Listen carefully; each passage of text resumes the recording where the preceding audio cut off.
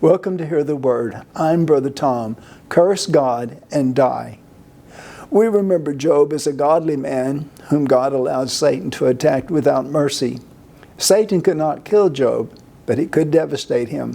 His 10 children died at a birthday party when a whirlwind destroyed their house. All of Job's business interests were taken away from him in one day. He was covered with boils from the top of his head to the bottom of his feet. He took broken clay pieces to scrape his sores.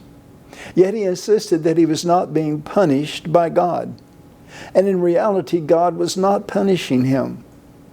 Now, I would like to turn our attention to his wife, Mrs. Job.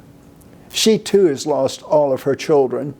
She has gone from riches to rags. Her husband is suffering deep anguish and physical pain, which compounds her grief and sorrow. Job 2:9, then said his wife unto him, Dost thou still retain thine integrity? Curse God and die. Apparently she had told him to confess his sins and get right with God to stop the punishment. But he still retained his integrity. Now, why did Mrs. Job tell her husband to curse God and die? The Bible does not give us the answer, so let's think about why she might have said that. 1, perhaps she thought her husband was wrong.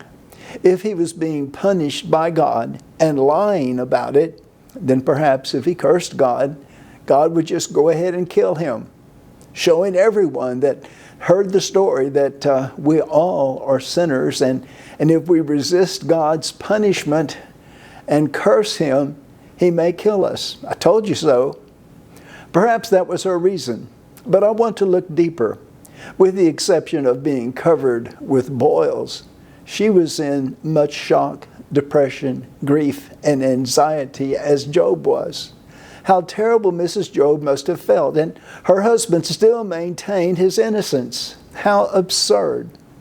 2, perhaps Mrs. Job had so much compassion for her husband that she would rather him be dead than to suffer so much.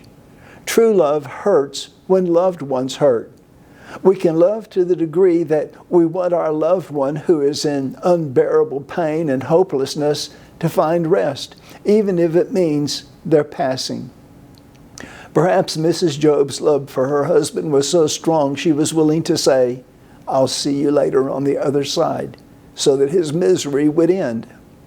The fact of the matter is, Job refused to curse God, and even though his friends tried to make him confess that he deserved the judgment, God still worked things together for good. Job ended up with twice as many material blessings, plus another 10 children. And Mrs. Job, she probably had a great admiration for her priestly husband.